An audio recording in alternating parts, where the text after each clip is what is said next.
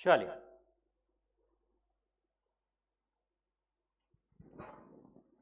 let us begin. New chapter, new act, Sale of Goods Act 1930. 4 units है again इसमें। Marks weightage देखा जाए तो 15 से 20 मार्क एवरेज में जो है आपके एग्जाम में ये चैप्टर कवर करता है। सेल ऑफ गुड्स एक्ट, देखो सेल एंड परचेज ये ऑब्वियसली कोई भी कमर्शियल ट्रांजैक्शन का बेसिस है, पूरे कॉमर्स का ही बेसिस है, राइट। जैसे जैसे कॉमर्स बढ़ते गया, ट्रांजैक्शंस बढ़ते गए, बिजनेस बढ़ते गए, तो लोगों को रियलाइज हुआ कि इसके लिए नहीं क्या अपने को कोई स्पेसिफिक लॉ चाहिए। पहले नहीं क्या कस्टम अग्रीमेंट्स होते थे, अपने अपने हिसाब से लोग जो है अपने हिसाब से लिख करके या फिर बोल करके कि ये ट्रांजैक्शन में ऐसा करेंगे अपन, सेल में ऐसा करेंगे, परचेज में ऐसा करेंगे, डिलीवरी बाद में, पेमेंट पहले, और ये सब प्रॉपर्टी इस टाइम पर ट्रांसफर नहीं ट्रांसफर। बट कोई ऐसा लॉ नहीं था, राइट, जिसको रेगुलेट करने के लिए मतलब पूरे ट्रांजैक्शन को रेगुलेट करने के लिए कोई लॉ नहीं था। लॉ मेकर्स को लगा कि भाई अब जरूरी है कि एक स्पेसिफिक लॉ इसके बारे में बनाया जाए, राइट। वैसे देखा जाए तो दो पर्सन जब सेल का कॉन्ट्रैक्ट करते हैं, सेल करने का, ए और बी फॉर एग्जांपल, तो वो क्या कर रहे हैं एग्जैक्टली? कॉन्ट्रैक्ट ही कर रहे हैं। कॉन्ट्रैक्ट एक्ट तो था फिर पहले से, राइट। उसीलिए वो पहली लाइन बोलते हैं, all the provisions was covered under chapter 8 of the Indian contract act. ये जो पूरा सेल ऑफ गुड्स एक्ट है ना, ये एक्चुअली कॉन्ट्रैक्ट एक्ट का ही पार्ट था। बट बाद में ऐसा लगा जैसे जैसे ट्रांजैक्शंस वगैरह बढ़ते गए कि भाई अभी जरूरत है एक स्पेसिफिक एक्ट की जो कि इसको स्पेसिफिकली रेगुलेट करे, कुछ एडिशनल प्रोविजंस डाली गई, राइट। इसीलिए came the act, Sale of Goods Act 1930. Okay, the act came into force from 1st July 1930 and extends to the whole of India, right. Sale of goods क्या है? ये भी एक कॉन्ट्रैक्ट है, but एक स्पेसिफिक फॉर्म ऑफ कॉन्ट्रैक्ट है, recognised and regulated by law in India. Sale मतलब क्या? Typical bargain between buyer and seller. It allows parties to modify the provisions of the law and with express stipulation. देखो ये cell of goods act ने नहीं किया, कुछ general provisions देके रखी है। जनरल प्रोविजंस मतलब हर जगह kind of buyer and seller को छूट दे रखी है कि आप अपने हिसाब से थोड़ा बहुत मॉडिफिकेशंस कर सकते हो, अपने हिसाब से अग्रीमेंट कर सकते हो। कुछ कुछ जगहों पर ऐसा है कि स्ट्रिक्टली बोला हुआ है ये केस में तो ऐसा ही होगा, बट ओवरऑल जो है छूट दी हुई है, subject to contract to contrary, हर जगह अपने को ऐसा मिलेगा। सबसे पहली चीज, scope of the act, provisions applicable है सेल ऑफ गुड्स एक्ट को। सेल ऑफ गुड्स में goods is the main thing. ये एक्ट किसको एप्लीकेबल होता है? सिर्फ और सिर्फ गुड्स को। गुड्स मतलब क्या? Means movable properties. Immovable property को ये एक्ट एप्लीकेबल नहीं होगा। जैसे लैंड, फील्ड, शॉप, हाउस, उसके लिए अलग एक्ट है, ट्रांसफर ऑफ प्रॉपर्टी एक्ट, जो कि अप्लाई होगा। इसके अलावा जो इंडियन कॉन्ट्रैक्ट एक्ट के बेसिक प्रोविजंस है, जैसे फ्री कंसेंट वगैरह, ये सब चीजें वो ऑब्वियसली यहां पर भी अप्लाई होती है। प्लस कुछ कस्टम्स एंड यूजेजेस अगर फॉलो होते हैं कोई एरिया में, कोई जगह पर, तो वो कस्टम्स एंड यूजेजेस भी फॉलो होंगे। वो लॉ बोलता है उसको हम रोकेंगे नहीं, उस हिसाब से होने दो, सब्जेक्ट टू दैट कि वो रीजनेबल हो एंड पार्टीज को पता हो eight the time of making the contract. चलते हैं अभी चैप्टर के अंदर। डेफिनेशन सबसे पहले बायर एंड सेलर की। बायर मतलब कौन? जो गुड्स खरीदता है। सेलर मतलब कौन? जो बेचता है। इसको थोड़ा सा वाइडन किया है उन्होंने। पर्सन हु बाइज और agrees to buy the goods, या तो खरीद रहा है या अग्री कर रहा है टू बाय। मतलब यहां पर exact at the present actual contract हाथों हाथ वाला भी आ गया और अग्रीमेंट, फ्यूचर अग्रीमेंट भी आ गया। वैसे ही सेलर में it is not just a person who sells but also who agrees to sell.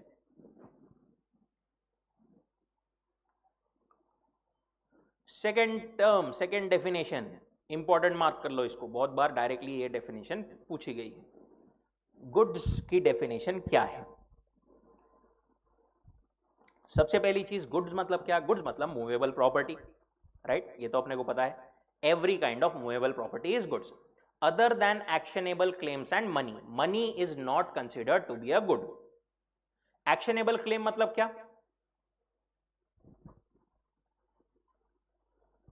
ए ने बी को पैसे दिए हैं, बी वापस नहीं दे रहा, ए के पास में राइट है कि वो बी को स्यू कर सकता है, बरोबर। ए ने बी को पैसे दिए थे, बी वापस नहीं दे रहा है, तो ए के पास में राइट है वो बी को स्यू कर सकता है। ये जो राइट है, this is what actionable claim.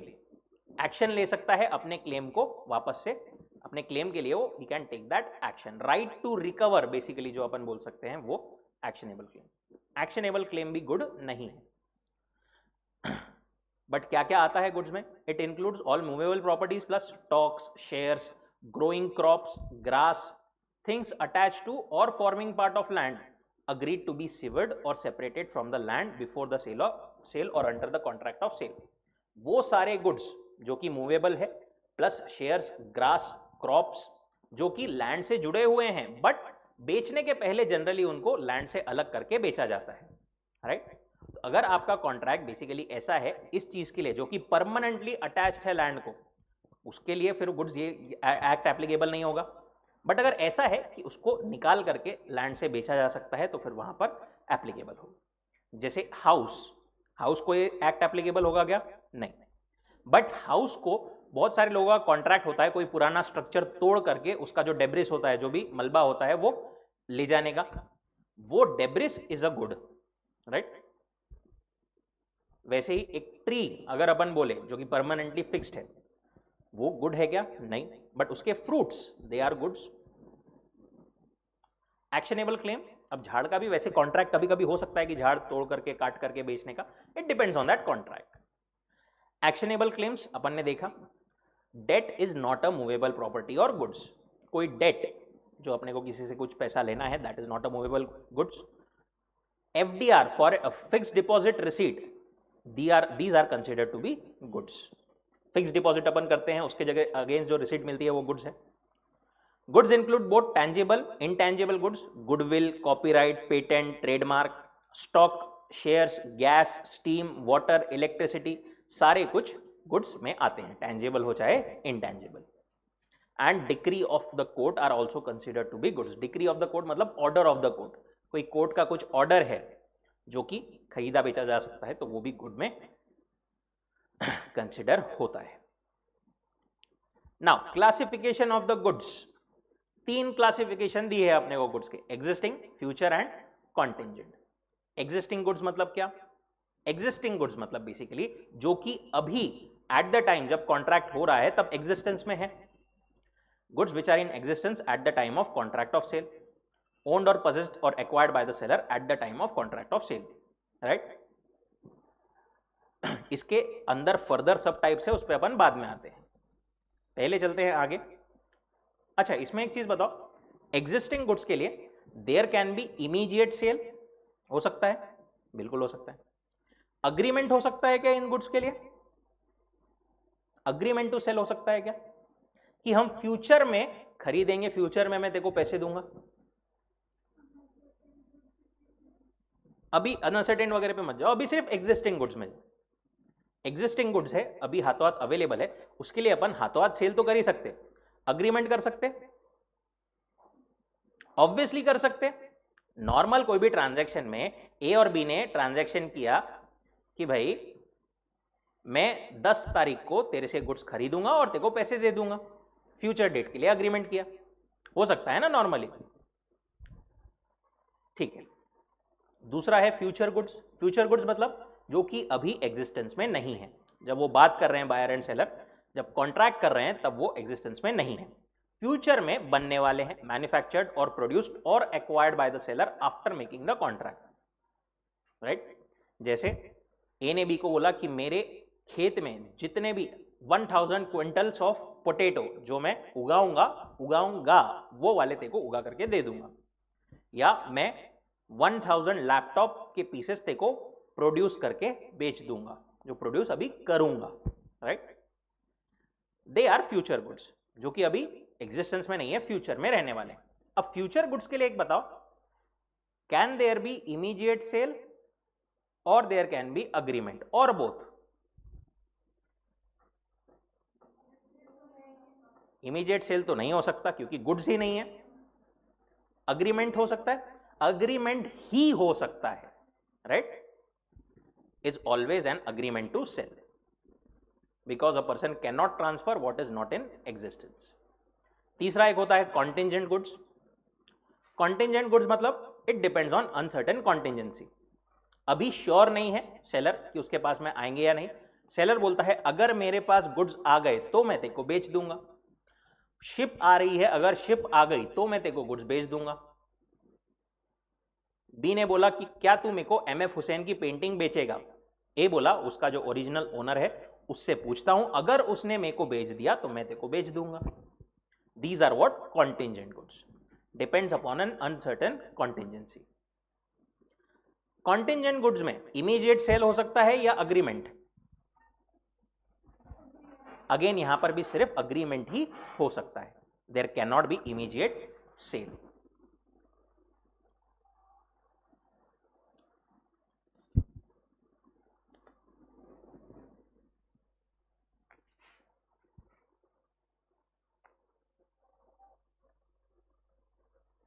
Right Kanchan.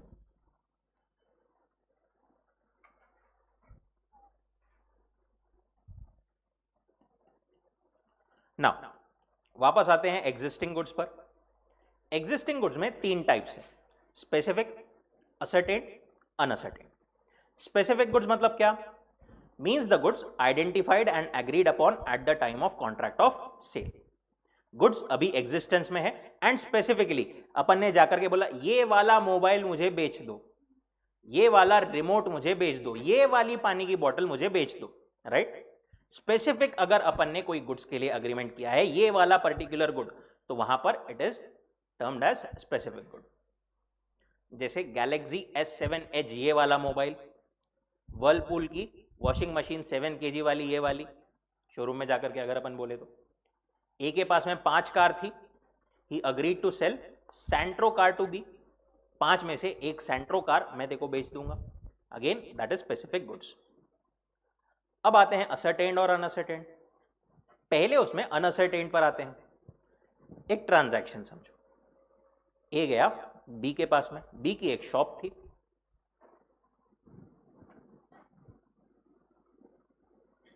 B को जाकर के क्या बोला, एक पैकेट सॉल्ट दे दो, ठीक है। अभी उसने क्या किया है, गुड्स को सिर्फ डिस्क्राइब किया है। अब बी के शॉप में 1000 पैकेट पड़े हो, 1000 नहीं बट एटलीस्ट 50-60 पैकेट पड़े होंगे, राइट। अभी जो यहां पर हुआ है जो contract, that is for sale of unascertained goods. अभी जो है ना, इसने बोला है ए ने बी को कि मेरे को एक पैकेट नमक का दे दो। अभी गुड्स क्या है, अनअसर्टेन्ड गुड्स। उसने डिस्क्राइब कर दिया है कौन से गुड्स, बट बी इसमें से कौन सा पैकेट निकालेगा ये सर्टेन है क्या, नहीं। ये पता है क्या, नहीं। दिस इज अभी कौन से, अनअसर्टेन्ड goods.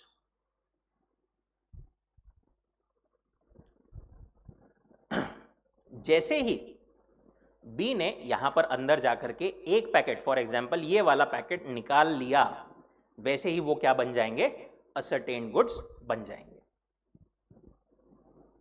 Unascertained, not specifically identified or ascertained at the time of making contract, indicated or defined only by description or sample. पहले इसमें सिर्फ डिस्क्राइब किया था एक पैकेट नमक, राइट। बट ascertain कब हो जाएंगे वो, goods which are identified in accordance with the agreement after the contract of sale is made. Now ascertain goods की कोई डेफिनेशन नहीं दी हुई है अपने को, but it is interpreted like that. Ascertained goods used in the same sense as specific goods when out of the lot or out of the large quantity of unascertained goods number of quantity contracted for is identified, such goods are called ascertained goods. एक और example जिससे और थोड़ा clear होगा, चाय पीने जाते हैं अपन बाहर, राइट। हम नहीं पीते सर, नहीं भी पीते होंगे तो ऐसा समझो पीते हैं बाहर अपन चाय। आप गए चाय की दुकान पर, उसने चाय जो है कप में निकाल करके रखी है, आपने बोला ये वाला कप चाय का मुझे दे दो। ये कौन से गुड्स हुए, स्पेसिफिक गुड।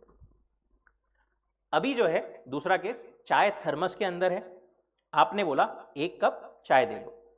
अब चाय का कौन सा घूंट आपके कप में आएगा ये आपको पता है क्या, नहीं। अभी कौन से गुड्स है वो, अनअसर्टेन। जैसे ही उसने वो थर्मस में से आपके लिए एक कप निकाला, वो क्या बन गए, असर्टेन गुड्स बन गए। ऐसे हमारे पास में टाइप्स ऑफ गुड्स है। Next, delivery, its forms and derivatives. Delivery मतलब क्या? सबसे पहले तो डिलीवरी मतलब वॉलेंटरी ट्रांसफर ऑफ पोजीशन। एक पर्सन से दूसरे पर्सन को ट्रांसफर अगर हो रहा है position, that is called delivery, right? Voluntarily. Delivery में be made by doing anything which has the effect of putting the goods in the possession of the buyer or any other authorized person। Buyer के हाथों में दे करके, या फिर buyer के authorise कोई person के हाथों में, या फिर उसके पोजेशन में इफेक्टिवली दे करके डिलीवरी हो जाती है। अब डिलीवरी तीन टाइप से हो सकती है, एक्चुअल, कंस्ट्रक्टिव, सिंबॉलिक। ए ने बी को गुड्स देना है, उसने फिजिकली गुड्स ले जा करके दे दिए, दैट इज एक्चुअल डिलीवरी। दूसरा होता है कंस्ट्रक्टिव डिलीवरी, इसको अपन it is also called delivery by attornment और एक्नॉलेजमेंट। फॉर एग्जाम्पल, ए के गुड्स पड़े थे वेयर हाउस में, राइट? उसने ये गुड्स बी को बेच दिया, बोले ये गुड्स तेरे, बी से पैसे ले लिया। बी बोला, बोले गुड्स, बोले वो वेयर हाउस में पड़े हैं, जाकर के ले ले। बी बोला ऐसे कैसे, यहां पर जो वेयर हाउस में बैठा होगा वो मेरे को घुसने देगा क्या अंदर? बोले एक मिनट। ए ने फोन किया इसको, बोले मैंने ये जो गुड्स है ना वो बी को बेच दिए हैं, आज से ये गुड्स का मालिक बी है। यहां पर ये जो पर्सन है वो क्या करता है, इस चीज को एक्नॉलेज करता है कि हाँ ठीक है, अभी तक मैं आपके लिए होल्ड कर रहा था, अब जो है मैं बी के लिए वो होल्ड कर रहा हूं। इसीलिए उसको बोलते हैं डिलीवरी बाय एक्नॉलेजमेंट और एटॉनमेंट। और constructive delivery, it is as good as delivery हो गई है बी को। तीसरी एक होती है सिंबॉलिक डिलीवरी। सिंबॉलिक डिलीवरी कैसे होती है? अपन ने एक्चुअल गुड्स नहीं दिए, बट गुड्स को रिप्रेजेंट करने वाला कोई तो भी टोकन या कुछ ऐसी चीज दे दी जो कि गुड्स का टाइटल दर्शाते हैं। जैसे कार अपन ऑब्वियसली पूरी कार ऐसा हाथ में तो दे नहीं सकते, कार की चाबी अपन ने दे दी, it is as good as अपन ने कार की डिलीवरी कर दी। Delivery of a thing in token of a transfer of something else is symbolic delivery. जैसे delivery of the goods in transit by document of title, bill of lading, railway receipt. Bill of lading, railway receipt, ये भी क्या है? अपन bill of lading एक person को दे दे अगर, तो वो पर्सन अब गुड्स रिकवर कर सकता है, तो बिल ऑफ लेडिंग से भी जो होती है दैट इज सिंबॉलिक डिलीवरी। क्योंकि बिल ऑफ लेडिंग क्या है? A document basically which shows the title to the goods, और document of title to the goods. ये जो अपन ने दो वर्ड्स बोले, डॉक्यूमेंट शोइंग टाइटल और डॉक्यूमेंट ऑफ टाइटल, दोनों सेम है क्या? नहीं, दोनों में बहुत ज्यादा डिफरेंस है। बिल ऑफ लेडिंग क्या है? Document of title. Document showing title is different. अच्छा, इस पे जाने के पहले एक और इन्होंने छोटा सा पॉइंट यहां पर दिया है कि गुड्स डिलीवरेबल स्टेट में हैं, ऐसा कब माना जाता है? Goods are said to be in deliverable state when they are in such condition that buyer would be bound to take the delivery. अगर गुड्स ऐसे कंडीशन में है जहां पर बायर उनकी डिलीवरी लेने से मना नहीं कर सकता, तो वहां पर it is considered deliverable state में। जैसे ए ने बोला था कि मैं तेरे को लकड़ी बेचूंगा, ठीक है? पहले केस में ए ने झाड़ से लकड़ी तोड़ करके उसको बांध करके गट्ठे रखे, बी लेने आया, बी डिनाई कर सकता है क्या इसको? नहीं, वो बरोबर जैसे स्टेट में चाहिए वैसा है। दूसरा केस, ए ने बोला था मैं तेरे को लकड़ी बेचूंगा, बी जब आया लेने तो ए क्या बोला? वो झाड़ लगे हुआ है, ले जाओ उखाड़ के। वहां पर वो डिलीवरेबल स्टेट में है, ऐसा माना जाएगा क्या? नहीं। अब आते हैं document of title and document showing title. Document of title, document showing title. अगर जो डॉक्यूमेंट है वो ऐसा है कि जिसको यूज करके या फिर जिसको ट्रांसफर करके, जिसको नेगोशिएट या एंडोर्स करके आप ओनरशिप भी ट्रांसफर कर सकते हो, तो it is called document of title. जैसे bill of lading, dock warrant, warehouse keeper certificate, wharfinger certificate, railway receipt, multimodal transport document, ये सब क्या है? जैसे बिल ऑफ लेडिंग का कॉन्सेप्ट देखा था ना अपन ने, वैसा ही ये सब dock warrant, warehouse keeper certificate, wharfinger, ये भी उसी बेसिस पर काम करते हैं, बस अलग अलग जगहों पर। रेलवे है तो रेलवे रिसीट, मल्टी मॉडल मतलब अगर मल्टीपल मोड से अगर ट्रांसपोर्टेशन होना है, पहले बस से, फिर ट्रेन से, फिर एयरप्लेन से, तो उसमें multi modal transport document issue किया जाता है. And any other document used as a proof of possession और कंट्रोल ऑफ द गुड्स. जिसके पास में ये डॉक्यूमेंट है वो गुड्स का ओनर है. ऐसा अगर डॉक्यूमेंट है तो it is document of title to the goods, जिसको अपन एंडोर्समेंट और बाय डिलीवरी से अपन क्या कर सकते हैं, ट्रांसफर कर सकते हैं गुड्स की ownership. The possessor of the document to transfer receive the goods thereby. Again this is only a illustrative list and not exhaustive. ये जो ऊपर इन्होंने लिस्ट दी है, wharfinger certificate, bill of lading, dock warrant, warehouse keeper certificate, ये सिर्फ उन्होंने एक एग्जाम्पल लिस्ट दी है. वो नहीं बोल रहे, ऐसा नहीं बोल रहे हो कि बस ये ही सारे डॉक्यूमेंट ऑफ टाइटल है, इसके अलावा और भी रह सकते हैं. जैसे bill of lading is a document of title, but mate's receipt ये डॉक्यूमेंट ऑफ टाइटल नहीं है. मेट्स रिसीट क्या है? मेट्स रिसीट एक काइंड ऑफ कच्ची पावती अपन जो बोलते हैं ना, वो रहती है, जो कि भाई शिप पे गुड्स आ गए हैं, ऐसा वो एक्नॉलेजमेंट, मियर एक्नॉलेजमेंट रहता है. दूसरा होता है डॉक्यूमेंट शोइंग टाइटल. जैसे एग्जांपल, आपकी ट्रेन की टिकट, आपकी एयरप्लेन की टिकट, अब डायरेक्टली किसी को देके उसके नाम पर ट्रांसफर हो सकती है क्या? वो नहीं, राइट. उसका प्रोसेस होता है बेसिकली, बट वो डायरेक्टली किसी को ट्रांसफर हो सकती है क्या? नहीं. वो सिर्फ आपकी ओनरशिप बताता है कि ये डॉक्यूमेंट पर जिसका नाम है उसके ओनरशिप में ये गुड्स या फिर ये जो टाइटल है वो उस पर्सन का है. आप उसको डायरेक्टली नाम लिख करके या किसी को दे करके डायरेक्टली ट्रांसफर नहीं कर सकते. शेयर सर्टिफिकेट आजकल तो नहीं होता, बट पहले जब शेयर सर्टिफिकेट होता था तब भी उस पर भी नाम रहता था. डायरेक्टली उसको ट्रांसफर नहीं किया जा सकता था, उसकी एक प्रोसेस रहती थी जो फॉलो करनी पड़ती थी. वो होता है वैसा. It does not allow to transfer by mere endorsement and delivery. Then next definition is mercantile agent. Mercantile agent क्या है? An agent who in the customary course as such has the authority to sell goods. जो अपन ने agent पढ़ा ना, basically वैसे ही, but यहाँ पर स्पेसिफिकली उन्होंने बोला है कि मर्केंटाइल एजेंट मतलब जिसके पास में ऑथोरिटी है कि वो गुड्स बेच सकता है किसी को, कंसाइन दैट इज भेज सकता है किसी को, गुड्स बेच सकता है, सेल कर सकता है, बाय कर सकता है goods on behalf of principal, money raise कर सकता है on the security of the goods, pledge कर सकता है गुड्स को. सारी ये चीजें करने की जिसके पास में ऑथोरिटी है, that is mercantile agent. Property पर आते हैं अपन. पहले नीचे के तीनों देख ले. इंसॉल्वेंट. इंसॉल्वेंट मतलब क्या? बेसिकली देखो, इंसॉल्वेंट की डेफिनेशन में यहां पर ये बोलते हैं कि आपको फॉर्मली इंसॉल्वेंट हो गए ऐसा डिक्लेयर करना जरूरी नहीं है. When a person ceases to pay his debts और cannot pay his debts when they become due, या तो उसने अपने पेमेंट जो है उसके ड्यू है वो करना बंद कर दिया है, या वो नहीं कर पा रहा है पेमेंट जब जब ड्यू हो रहे हैं, तो he is considered insolvent. Weather he has committed act of insolvency और नॉट, उसने एक्चुअली कुछ किया है नहीं किया है डजंट मैटर फॉर्मली, उसको अदरवाइज इंसॉल्वेंट कंसिडर किया जाएगा. प्राइस. प्राइस मतलब क्या? कोई भी चीज की प्राइस मतलब क्या? जितने मनी अपने को देना पड़ता है उस गुड्स को खरीदने के लिए. Money consideration for sale of goods. Value of the goods express in monetary terms is what? मन. Price. Essential requirement to make a contract of sale. And last is quality of the goods. Quality मतलब जो goods है वो जिस state या condition में, जैसे अपन quality normal इसमें बोलते हैं कौन से क्वालिटी के गुड्स है वैसे. लास्ट पॉइंट आज का देखते हैं, प्रॉपर्टी. देखो, प्रॉपर्टी नहीं क्या, दो टाइप्स की होती है.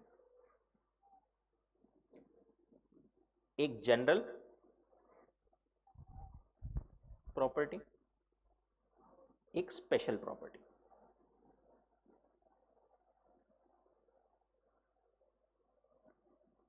एक पर्सन जो ओनर है उसके पास में क्या क्या हक रहते हैं गुड्स के रिलेटेड? गुड्स को यूज कर सकता है, फर्दर सेल कर सकता है, उसको प्लेज कर सकता है किसी के पास में, मॉडिफाई कर सकता है, हाँ, बेल कर सकता है, डिस्ट्रॉय कर सकता है नहीं पसंद आए तो, जो चाहे वो गुड्स के साथ में कर सकता है. सारे राइट्स उसके पास में रहते हैं. This is called general property, ठीक है। दैट इज सिंपली बोले तो अपन ओनरशिप। एक होती है स्पेशल प्रॉपर्टी। फॉर एग्जाम्पल ए ने अपनी कार दी बी को रिपेयर करने के लिए, तो क्या यहां पर बी के पास में बी जो है ओनर बन गया क्या? नहीं। उसके पास में ये सारे राइट्स आ जाते हैं क्या? नहीं। वो सिर्फ इसमें से कुछ राइट्स जो है वो एक्सरसाइज कर सकता है। जैसे उसको कुछ जो यूज करने के लिए जितना मॉडिफाई करना जरूरी है उतना कर सकता है, बट वो किसी और को बेच सकता क्या, यूज कर सकता क्या? नहीं कर सकता। Here it is said that B के पास में स्पेशल प्रॉपर्टी है when only having some of the rights, not all the rights of ownership.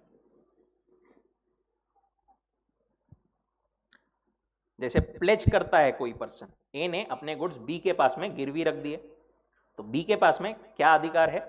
अगर ए ने वापस नहीं दिया तो सेल कर सकता है, उसके अलावा और बाकी सारी चीजें नहीं कर सकता। वहां पर भी स्पेशल प्रॉपर्टी ही मानी जाएगी, ठीक है।